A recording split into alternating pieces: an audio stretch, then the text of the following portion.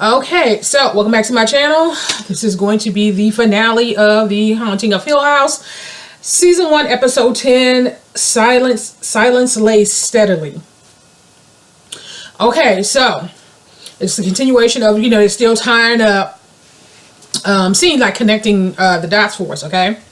So, I think it was if you remember in episode 1, wasn't it in episode 1 when the father and Mr. Dudley was working on the house, and Mr. Dudley found this key.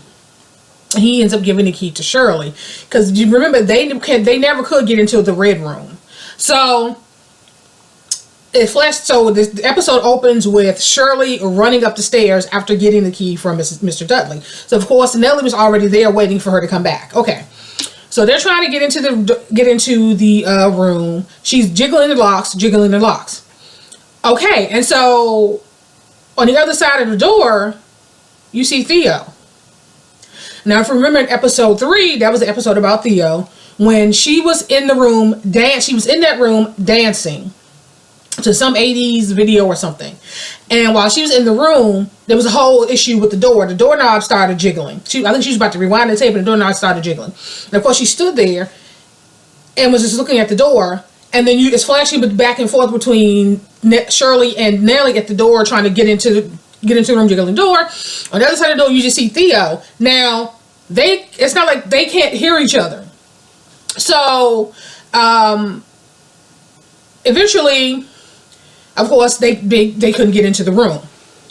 And it was a Shirley that got mad, and she kicked the door, which scared Theo on the other side. But of course, at this point, they don't know it was each other. So, but they couldn't hear each other either. She could hear the door, but Nellie and Shirley were talking, but Theo couldn't hear the conversation. So, after that, Theo went to the door, and you remember, she looked under the door. Now, if you flash back to the first episode when Shirley and Nellie walked away, you saw a shadow go across the door, under the door. So now we know that was Theo looking under the door. And then the red room opened. So that was her opening the door, but remember, it didn't open all the way, so you couldn't see who opened the door. So I'm like, okay, is this going to be like others, where the people in the house were really dead, the mom and the children were already dead, she'd killed the children and herself, and they didn't know they were dead? Oh, there's going to be some connection like that? Oh, okay, you know what, let's just keep watching. Okay, so we flash to Steve. He's sitting down writing his follow-up book to Hill House. And wouldn't you know, Leah walks in. So I was like, okay, when did they reconcile? What's this? What's going on? And she's pregnant. Now, if you remember in the previous episode, he had the little heart-to-heart. Was it episode 7? 8, where he and his dad were sitting in the car looking for Luke. And he admitted that he had his tubes tied, and that he never wanted to have children. And that was the reason why he and Leah's marriage had fallen apart. Because he married her knowing that she wanted to have children, and he failed to tell her that he had taken steps to ensure that he would never have children. So, okay. So you can imagine my surprise when she walked in and she was pregnant. Okay. So he's having a case of writer's block. And, she was, basically just trying to talk to him to encourage him. And she asked him where he was. And so, where he was in the book. And she was like, well, we get to the house. We find out what he said is Steve and the dad got to the house. This was after them finding out that Luke had purchased the gasoline. So, it's kind of taking you back and forth, like, okay, was this all now? I'm thinking, okay, was this a book or what? What's going on? So they're talking, and they he sits down and he continues, they talking. He continues to write, and then you see the part where him and his dad finally shows up at the house, and they get into the house and they smell the gas. So of course, Luke had poured all the gas in the foyer because he's about to set the house on fire, but then he got snatched up. Okay. So the dad was like, I know exactly where he is. The red room, basically. So the dad, you know, he's thinking that Steve is right behind him. So obviously the last thing you want to do is get separated in this damn house. So initially Steve was, and then he stopped because he looked over and saw a figure. And I believe it was was it Willie? Poppy's husband, the one that barricaded himself in the wall. Now, if you remember, he's like floating above the ground. He has this cane, and all you hear is a cane hitting the ground as he's gliding.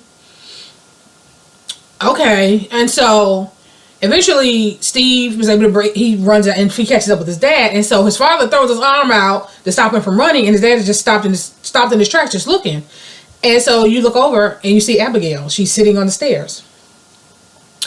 And you still hear you see Willie, he's still coming down the hall. And the father just told Steve, he was like, just look at me. Just focus on me. Now, why he's being so protective with Steve, I don't know. Like, hopefully, okay, I keep watching to find out. But he was like, just look at me. So the father, I guess after going through what he went through, not to say he wasn't scared, he was just, it's like he knew what was, you know, what they were going to have to face when they went back into that house. So, you know, they stared at each other for a while, and eventually Willie and Abigail disappeared. So they like turn back, they were gone. So the father teared up the stairs to the red room. And they get to the red room, and Steve was like, Dad, what are you doing? This floor obviously is locked. This door is never open. It's always been locked. We never could get into this room. And the dad was like, this door, it opens when it wants to. And so while the dad was looking around to find something to, I guess, pry the door open, he didn't notice that the door had opened. And so Steve turned around, and what he saw was Luke on the ground reaching out to him. So he walks in, and then after he got into the room, he turned around to call his dad, and his father was going to run in to get him, but of course the door closed behind him. And so you flash back to Steve. He's back back at home and sitting on the couch. And Leah, she comes in and was like, oh, you know, maybe you need to take a break, you know, just get some rest and try again. And he was like, you know, I just keep thinking about basically what happened, talking about what happened in the room. And she was like, I saw Luke, and she said he was dead. And he kind of looked at her. He said, no, he was on the floor. And she was like, and then he died. And it was odd the way she asked. And he kind of looked at her confused, like, well, no, I can't say. She was like, honey, eventually you're going to have to admit it. Or come to terms with it. And he was like, well, no, I can't, because I can't say, I haven't been able to tell anybody what happened after the door closed. And she was like, well, I mean, I understand it's difficult. He was like, no, I haven't been able to tell anyone what happened after the door closed because I don't remember. I don't remember how I got out of that house. I don't remember coming back to California. I don't remember us reconciling. I don't remember the baby. And then let me find out what's what, right? So she started saying, well, you know, it's not real because you haven't written it yet. And he kind of looked at her. She was like, yeah, well, honey, that's what you do. You're an eater. You eat the lives of other people, and you shit it out on pages. And that's when things become real to you. That's why you don't remember anything. That's why you don't remember walking out on me. That's why you don't remember that. So she's going on and on and on, and just basically tearing into him. And was saying that, you know, I've always been a supportive character in your life, working to pay the bills while you were sitting around writing a book that no one would ever read, and you know, I guess I paid for it, and you know, being the supportive wife, and and she started having a contraction, and she pulled her shirt up. She said, you know, this one here, supposedly having the door, I guess she's going to be an eater too, just like her father. And then she started to turn really gray, like decay right before his eyes. And of course, he's sitting there like he was just having, like he couldn't believe what he was seeing. And then next thing you know, you see Nellie sitting beside him, and she touched his forehead, and he woke up. And so, yeah, so he's still in the red room. So I'm like, oh my God, this is a lot. And so Luke is in the, he wakes up in the red room, and he sees Luke on the floor with the needle in his arm, like he had OD'd. And the same image you saw in episode 9 when the mom was telling the dad about her vision of Nell being on the table in the morgue and Luke being on the floor with the needle in his arm. The same image. And so we then flash to what happened with Luke. So he came into the house and poured the gas and he got snatched up. And then they flash to him back in the park. And that was what, episode 4, when they told Luke's story. And this was after, if you remember, after he was out looking for Zoe. She stole the money. He tried to look for her. He ended up getting jumped, and the people stole his tennis shoes and his coat. So now he's back in the park, just walking around in his socks.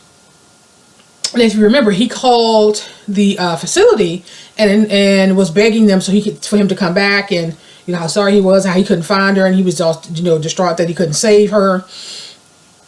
And of course, that was the night that they came to pick him up and told him that Nell died. But in this version of events, while he was on the phone, Zoe walks up and she takes him to a hotel, and she was like, well, I know you probably thought I took the money to get high, but I got this hotel for us, and da-da-da. So he's like, no, you took the money and you ran. She's like, but I came back. She said, I ran to get I took the money and I got this room for us. And so, he's skeptical. He's like, he said, now you sure I got this room for us, and I got, so I caught you, saw you at the payphone. You remember, don't you? He's like, yeah, like you can tell. His mind was like, what the hell is going on here? So she motioned for him to sit next to her on the bed, and he did. And they talked, and she was like, you never did tell me why you came after me. She said, the truth be told, I think you're a little sweet on me. She said, but I got a surprise for you. And of course it was more drugs. She said, one last time before we get clean. And he was like, no, I have 90 days. And she was like, you're going to have a lot in 90 days. Here we go with the shit. A lot in 90 days. And, you're going to always be in recovery and da-da-da-da-da. And so she's wrapping the thing around her arm. And all of a sudden, she got the drugs in the needle. And she said, I bet you thought she was going to find me in some alley right now. Having OD'd and rats eating out my eyes. And this whole thing, right? And he basically said, no, I'm not going to do it. And she was like, it's too late. You already did. And so he was like, what? And so he looks down at his arm, and the needle is in his arm. And said, when you look at this wallpaper, it almost looks like that little girl with the runny eyes or something like that. And so he turns to look at her, and of course her face starts to melt away. And then you see him flash back into the room where he's on the floor, like he's in the midst of ODing. And then you could hear Steve and the dad on the other side of the door trying to get in. And so that's when, of course, we saw what happened when, he got in the room, the door closed. And I think that was Poppy who appeared, and she had touched his head, and that's what knocked him out. So, yeah. I wonder if that was Poppy that snatched up Luke, too. I don't know. So many people in this damn house. Who the hell? So, while Dad is trying to get into the room, he touched the doorknob. Something happened to him where it almost looked like he was turning into dust. You touch something and then like it spread up your arm. It looked like he was I don't know what that house or Poppy did to him, but it didn't look cute. So around this time, Theo and Shirley arrived at the house. And so they're kind of walking around, and of course they head to the red room. So next you hear the father call out to them. And so Theo runs up the spiral staircase, and she see her dad lying on the floor. So you flash back to Shirley, and she's seeing this guy again, this man that she keeps seeing. And I don't know why I thought that it was Steve, because my eyesight, I don't know, the angle, who knows. All the time I thought it was Steve, it wasn't. So she sees this guy, and his presence finally is explained. Okay, so Theo leans over the rail to call for Shirley to help the dad. So, but Shirley is now captivated by this guy, so she walks over to him. And as Shirley we see this flashback with Shirley. And Theo whips around, and Poppy touches her, and she goes down. Okay. So we see Shirley. She's at the bar. I guess she was at a conference or something. And this guy sent over a drink. And she sent him some wings. I guess to be funny. He walks over. He sits down with understanding that nothing's going to happen. They talked and talked and talked. And next thing you know, the lights come on, their place is completely empty. So it was like, wait a minute, did you hear the last call? I didn't hear any last call, because at this point they're the only two there. Okay, already weird. And so, they had a nice conversation, and of course, she looked down at his hand, and she finally sees his wedding ring. And he said, the bar might be closed, but I make an excellent martini back in my room. And she was like, we had a good, nice conversation. I think we should just leave it there. And so the guy gets up and he walks away. And Shirley's still sitting there. The lights go down again. And the guy comes back. But he was like, but that's not really what happened, was it? And so she's looking at him all crazy. And she was like, but you did go to that room with me. That you did have that martini. So Miss Perfect Bitch, whose shit don't stink, who gave Theo and Kevin and anybody she could think of a hard time for not living up to her high ass standards. This bitch, the one that had an affair, right? And he basically told her as, you went to that room and you liked it. And you went home and you never said a word to your husband. And you have this issue with not seeing things. But it's important for you to see. And so then she flashes back to the funeral. She's back at this funeral home. And she's standing next to the funeral director that was there when she was a little girl and she was afraid to walk up to see her mom. So he's standing on one side of her. And Kevin is standing on the other side. And the funeral director was like, well, are you okay? Or what's going on? And Kevin was like, she's afraid because she understands something. And I was like, well, what's that? She said, when people die, they see everything. Every dirty little secret. And she knows that when I die, I'm going to end up back in that hotel room and I'm going to see everything that happened. And so she's just hoping that she goes first. And so the man, like he did when she was a kid, was like, well, come on, I'll walk down with you. But this time, he was just like, well, I put spike in her eyes to keep her lids shut. I glued, or what he said, something her mouth shut. I sucked out all the blood and shit and plugged all her holes. And she's perfect. And I fixed her. And so she walks up there and it's her in the coffin. And she's standing there, of course, terrified. Her in the coffin ends up sitting up and she looks at her and she rips her eyelids off and started grabbing at her face and peeling her face. Now her face is all distorted. And of course, Shirley's saying that like she's about to piss herself. And then next thing you know, Nell shows up and touches her and she wakes up. And now she wakes up in the red room. So Shirley wakes up and she sees Steve performing CPR on Luke. And so she moves over to help him try to revive Luke. And now it's Theo's turn. So Theo's still out. And Theo was back in her room in Shirley's guest house. And she was with the one night stand stalker chick. I have no idea. And so Theo started telling this story about her mom and how the only time her mom spanked her is when she was outside throwing rocks and she threw a rock at this glass house. What am I thinking of? Oh my goodness. She broke a bunch of windows, basically, and the mom was mad because she was showing the house and she couldn't because of what Theo had done. So she had spanked, she was talking about that was the only time she spanked her. But Theo was saying that, something happened that day where she learned something about her mom and she learned something about herself too. And she was like, the next day I went out and I did the same thing again because it was something about the breaking glass or something that she was enamored by. And so the lady who was with her, she went to put her gloves on and the lady was like, well, what is that about? And Theo was stuck. She said, I can't remember. And so she was like, huh? And she was like, yeah, I can't, there's a reason for this, but right now I can't remember. And so the lady, she knows she's all kissing and hugs up on her and, trying to get a little taste. And so she comes on top of Theo and starts telling her about this man who and these two sisters.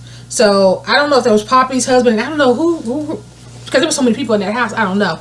But based on the story, she's talking about Willie, the guy that barricade himself in that room. And she was like, yeah, and he barricaded himself in the room, and he started to scratch. It sounded like rats, if you remember the whole thing about that's what they thought it was till they found the body. And then next she's trying to get Shirley to relax, and Shirley's she was kind of feeling strange, like, wait a minute. Next all these hands, these all pale decaying hands start coming off from all over the place and touching her. And of course she's freaking out, like, she's the one who never likes being touched, because she's just it does something to her. She can kind of feel everything, their pain, their sorrow, their anger. She's like, it's just too much. So the person who's never been touched, so that was like torture to her, to have all these hands touching all over her. And so next thing you know, Nellie appears and she pulls her out amongst all these hands. And so now Theo wakes up, and so she moves over to try to help them revive Luke. So they're still trying, and eventually they stop, and they, of course they're like, oh my god, he's gone, I can't believe it. But Luke wakes up and he's in this white room now, and you look over and it's like that the tea party again, where the mom was there and Nellie was there, the young little Nellie, and Abigail.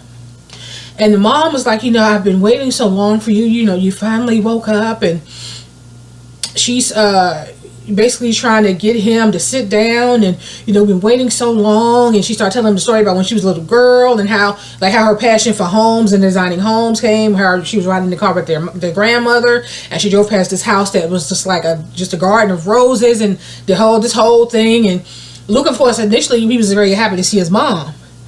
And, she was really trying to reel him in. And little Nell was like, don't sit down, go. and the mom was like, well, why would you tell him that? We've been waiting here, and look what I have. Your big boy hat. And remember, I forget what episode it was, when the dad, they found these old clothes and stuff, and the dad, they given him this hat, and it's like, big boys don't be afraid, and da-da-da. So she pulls his hat out, and he's like, wait a minute, something's wrong. And the whole time little Nell is like, no, don't sit down, go. And she's like, oh no, you've been trying to get in here forever. And then you see the red door, and we heard you, and now that you're here, and I'm sorry I ever sent you out there to be eaten alive by this mean world, and now that you're awake and you're here, and the whole time little Nell was like, no, get out. So he was like, finally, he was like, why does she keep saying that? And she's like, well, oh honey, just come and sit down. So he started backing up, and next Nell, as an adult, grabs him and pulls him out. And now Luke is awake. So poor little Luke, he didn't die, thank God, thank goodness. Okay, so of course Luke wakes up, and they're all trying to figure out how they can get out of this room. And he was like, well, she saved me. And he was pointing, and they all looked, and Nell was standing there. And she kept saying, it feels like, what did she say? It feels like, I feel a little clearer now. We have, all of us have. And I tried to write down what she said. So many times, and we didn't know it. And she kept repeating that. And, Shirley said something. It was like she couldn't hear them until Shirley had said something like, why are we here? Or, we couldn't get here. So talking, referencing the room. And then she said, but we have. All of us have. And all of us have. We've been here before. We just didn't know it. And they all looking at her. She was like, so yeah, basically that room would turn into whatever they needed to be. She was like, it was Theo's dance studio. So if you remember in her show when she was dancing, like in the beginning when she was dancing in the room, and Shirley and Nell was on the other side trying to get into the room, and that whole scene, she was like, it was a toy room for Nellie. It was a reading room for Mom. It was a game room for Steve, a family room for Shirley, and a treehouse for Luke. Now, if you remember, the father was like, told Steve when they were on the way up to the house, basically we were only supposed to occupy that house for a certain amount of time. And with all the work that I had to do in that house, I never had time to build a treehouse. And Steve kept on saying, I was in the treehouse. And there was like, there never was a treehouse. I never built a treehouse. So that room was basically whatever it needed to be. And she was like, this room is the heart of the house. And then she said, no, not the heart, the stomach. And she said basically placated us while it basically fed. And she kneeled down to Steve. to Luke, and basically like, you have to live, and you have to basically you got to get your life together. And of course he's like, I don't know how I can do this without you. And she was like, I'm never really gone. And you know, they had their heart to heart. And while she was there, everybody apologized. Like Theo apologized because the last time they talked, remember they had gotten into that fight because she wanted her to come over to see if she could sense. Oh my God, what was his name? Marcus, Arthur, her husband that died. They got into that huge fight, and so Theo apologized, and Shirley apologized for not answering the phone when that night, unfortunately, that she went to the house and died, or she was on her way there. She had called Shirley enough to message saying that she was concerned about Luke, and Shirley couldn't answer the phone right now. Actually, she was meeting with a client, so she couldn't answer the phone, so Shirley apologized. Steve apologized to her for never listening. And she was basically like, you know what, all is forgiven. You know, I loved you guys more than anything, and I know that you guys loved me. And, you know, basically, that's all that matters. And, you know, I'm even though you can't see me the whole thing, I'm always going to be with you. And she kept mentioning what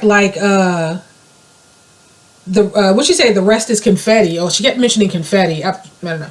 But, yeah, so they finally got to say all the things that, you know, like families do.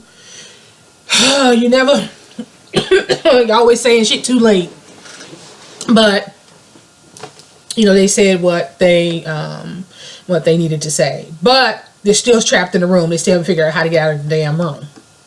Okay, so while they were still locked in the red room talking to Nell, the dad was coming to on the floor. He was trying to get his bearings. And so he's sitting there about to pop one of his heart medication, heart pills. And who shows up? That bitch Poppy. So she all in his face. No more is the glamorous, you know, the beautiful version of Poppy. She all decrepit and all crazy and fucked up looking, right? So she all in his face and saying some kind of poem like I don't know, trying to seduce him or something. So he was just sitting there looking at her. And then Olivia was like, basically, she basically said, leave him alone. But basically, she was like, bitch, get away from him. Get away from my husband. So Poppy gets up and she walks off. She said, well, you can't blame a girl for trying. Poppy was just a hoe. You could just tell during her day, she was just a damn hoe. You know, so a girl bed gets cold sometimes. So she's mosey on. And Olivia kneels down. She starts talking to him, and you know, they talked for a long time about how she felt when he left, and how he felt. She still feels like the kids would have been safer, and the world is dangerous. She's still on that stuff, and he was like, "Well, yeah, but that's a part of being a parent. You know, you watch them, you know, navigate their way through the world. You take the good with the bad. That's what it's about. You can't protect them from life. You know what I'm saying? They have to live it. You know, we gave them life so they can actually live it. And it's not going to always be pretty. And I mean, that's just the reality of it." And she was like, well, no, they would have stayed here and you took them from me. And you know, she was just so stuck in that place. And he said, no, he said, if we can keep them in here and nothing bad will ever happen nothing bad will ever get in. And he was like, what? Nothing good will get in either. You know, it's not right. Basically, it's not right. You know, and he knows that she had the power to open the door to let them out. But she was like, and you know, everybody's all here, the family's here, and they're going to be safe. And he's like, they can't stay here. She's like, if they go out there, they're going to die. He's like, they're dying now. Like, what do you think is going to happen? You know, they're going to eventually starve to death in that room, locked in that room. And he was just like, basically through all the good times, the things that they've been through. Yes, they've had some hard times with drug abuse and, you know, loss, but that's such is life, basically. And so he was like, okay, what if I make a promise to you that I promise to keep? And so he didn't say what that promise was, but you can kind of figure out what it was. So next thing you know, the kid's there, and the next thing you know, the door opens. And so they rush on out, and they're trying to get Luke in the car. They got to get him to the hospital. And so the father told Theo and Shirley to take him to the hospital, and him and Steve will follow behind. And so he was like, well, I'm glad you didn't say anything. He said, what is it? What are you talking about? What didn't I see? And so he stopped, and so they turn and see car lights. So we flash to we finally get to see what happened when Hugh went back to the house. So Hugh back, when the night he got the kids out, he went back to the home. He went back to the house to get Olivia. So he walks in the house and he's calling out to her, and then he finds her at the bottom of the stairs. And so Steve, he's standing there. Now he's seeing, what happened, and then the father looks up and said, "Why didn't you do anything? What happened? What happened?" And he thought the young father was talking to him, but then you turn around, you see Mr. and Mrs. Dudley. And so, they're like just heartbroken, and it was like, we gotta, Mr. Dudley was like, you have to put her down, because, he was holding her in his arms, and like, I can fix it. That's what he does. He fixes things. And so he's like, I can fix this. And Mr. Dudley was like, you can't fix this. We have to call the police. And he was like, what are you guys doing here? Because remember, they never stepped foot in their house after dark. So if you remember back when the last episode where she had the tea party, and she had Abigail, and she had Luke, Abigail, and Nell. And Abigail drank the tea and died in the red room. Abigail was Mr. and Mrs. Dudley's daughter, who Mrs. Dudley said never stepped foot in that house. She had never been to that house. So Olivia killed the Dudley's daughter. And so they were there looking for her, and I think that he eventually put two and two together when they said, "Well, our daughter, she snuck out of her bed, and we haven't been able to find her." And then he took them upstairs, and of course they were just beside themselves. And then you hear Abigail in the hallway calling for her mom, and so they go out into the hall, and they see her,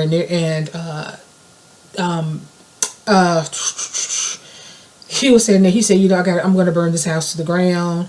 I'm going to make sure that this nobody ever has to have to suffer through this again. And then you see the bargain. And then if you remember, Mr. Dudley had told him a story about the first child they had lost behind that house, behind her being overworked and all that. And so the agreement was that they would keep the house, that they would keep them on, and that they would let the house sit. They wouldn't sell the house. They didn't want anybody else to buy it and any other family to move in there and have to deal with all of that. And in exchange, so they would be able to see their daughter. And of course, he said, nobody has to know what happened here. Nobody has to know what happened as far as Olivia, because Olivia is, in fact, a murderer. So they didn't want to have to tell the police that Olivia had killed their daughter.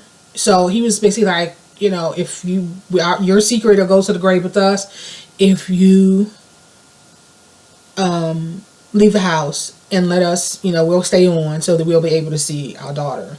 And I know, there's, I know a lot's happened here, but there now that you have some things that are here that don't belong to you, and mainly their daughter.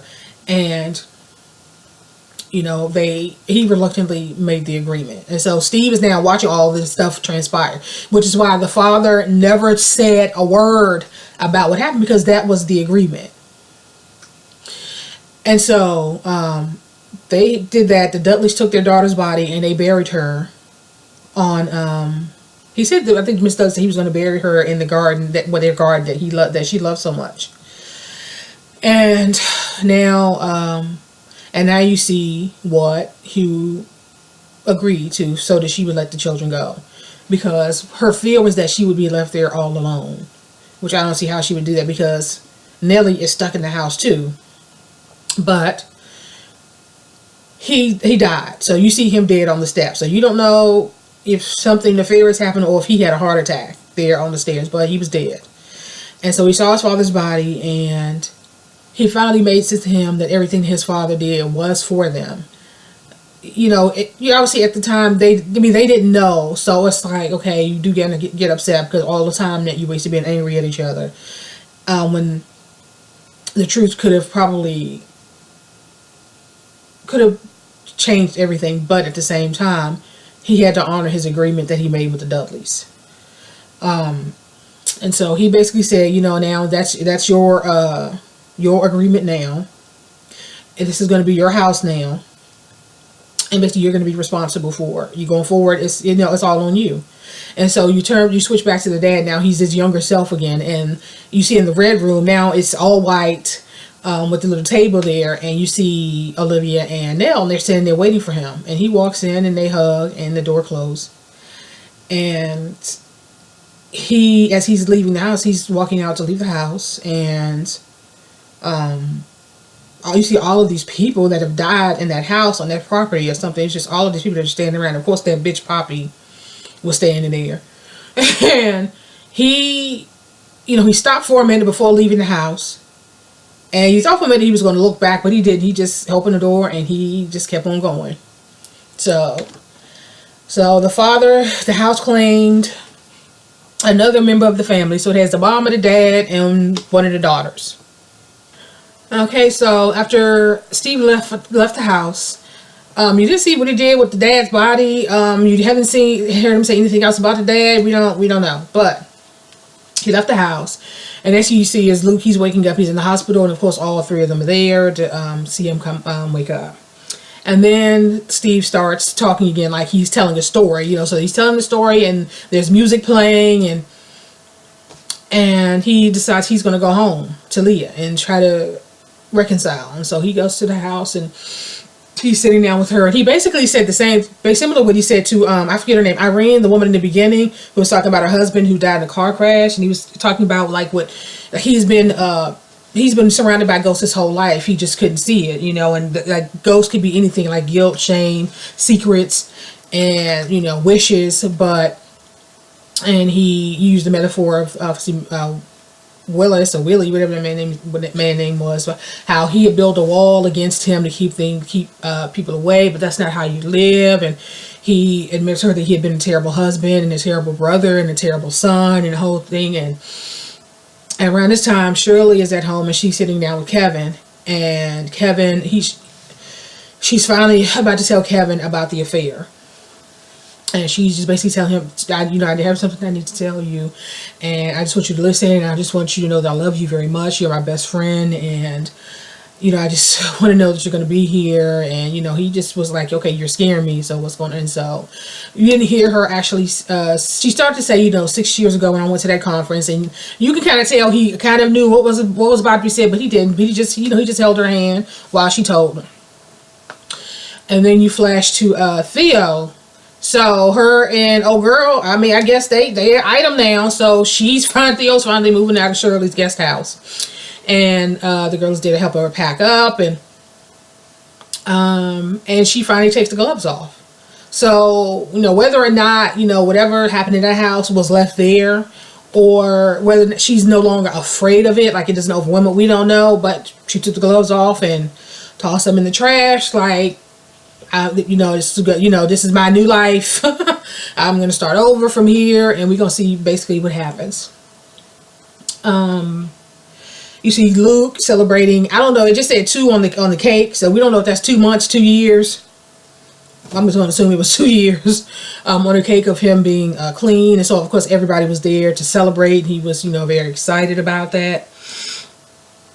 And you saw the Dudleys. Of course, so many years have passed, so they're older now.